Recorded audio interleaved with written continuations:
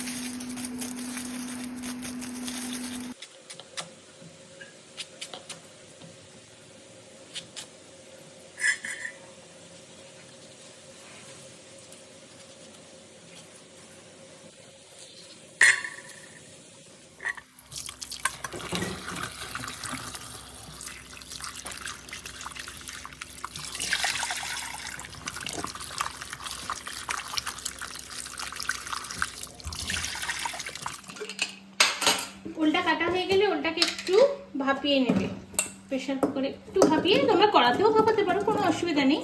আমি তাড়াতাড়ির জন্য প্রেশার কুকারে একটু ভাপিয়ে নিই। জল ফেলে দিলে ভালো লাগে। একটু নুন দিয়ে দেবো। এটা একদমই আমি ফুল মানে পুরো সেদ্ধ হয়ে গেলে ফুল করবো না, হাফ সেদ্ধ হবে সেরকম করে রেখে দেবো।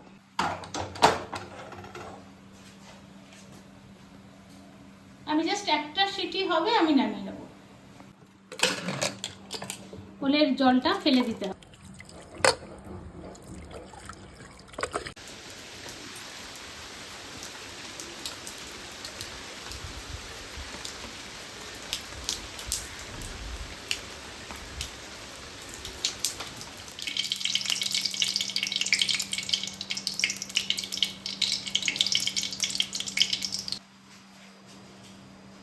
তেলটা গরম হয়ে গেলে চিংড়ি মাছটা ভেজে নিই।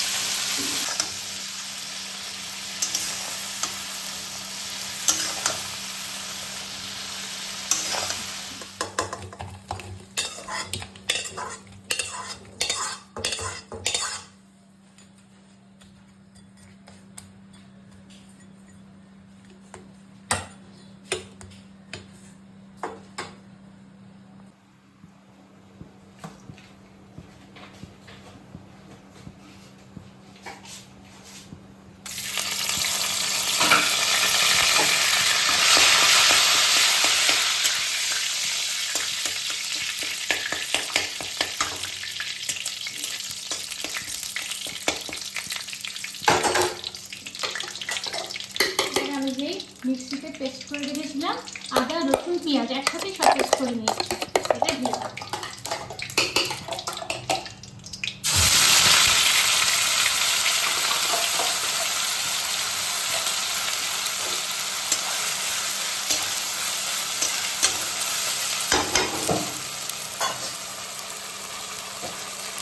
একটু হলুদ গুঁড়ো,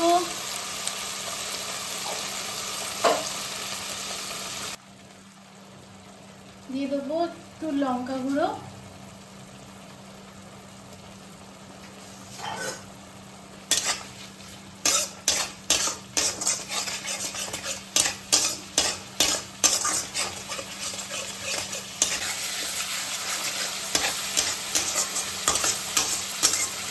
মশলাটা যতক্ষণ না তেল ছেড়ে বেরিয়ে আসে ততক্ষণ মশলাটা কিন্তু কষছে।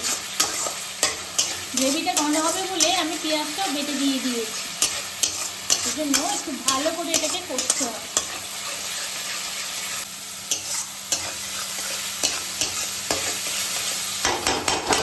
মশলাটা আমার কষা হয়ে গেছে। এবার এটা যে ওলটা সেদ্ধ করে রেখেছিলাম সেই ওলটা দিয়ে দেবো, দিয়ে ওলটা দিয়ে আবার একটু কষি।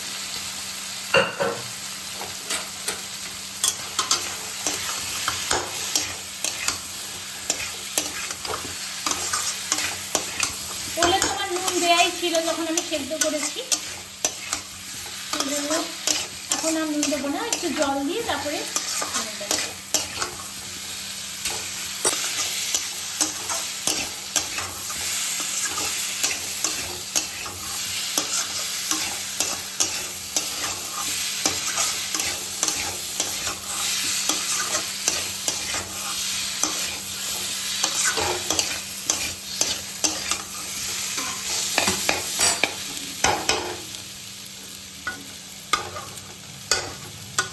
ওলটা দিয়েও আমার কষা হয়ে গেছে, এবার একটু জল দিয়ে দেবো।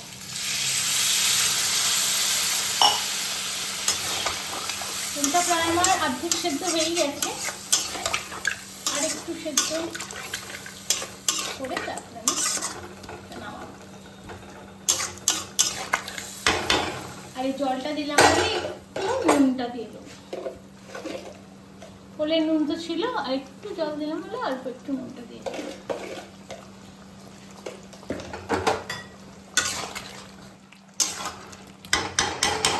চিংড়িগুলোও দিয়ে দেবো, দিয়ে একসাথে হতে দেবো।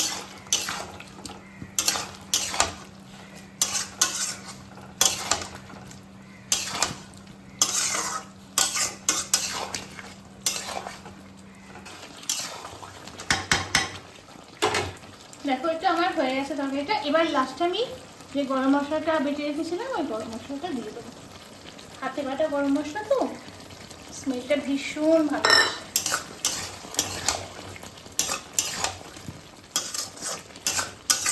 তৈরি হয়ে গেল আমার ওল চিংড়ি। ভাদ্র মাসে তো ওল খেতে বলে, অতএব এই প্রিপারেশনটা অবশ্যই বন্ধুরা তোমরা করবে।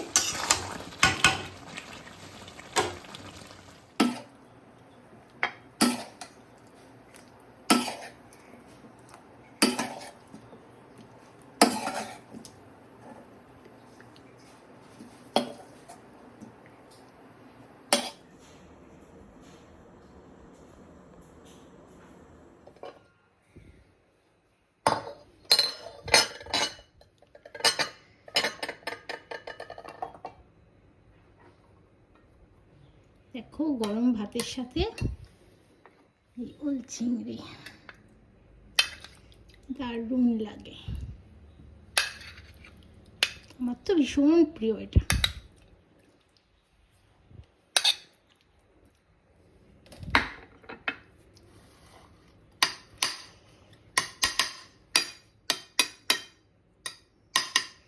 দেখো ওলগুলো কি সুন্দর সেদ্ধ হয়ে গেছে।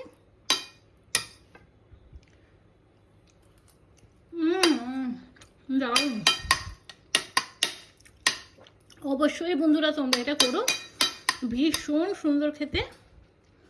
আর ভাদ্র মাসে যখন ওল খেতে হয় এরকম করে খেয়ে নিও।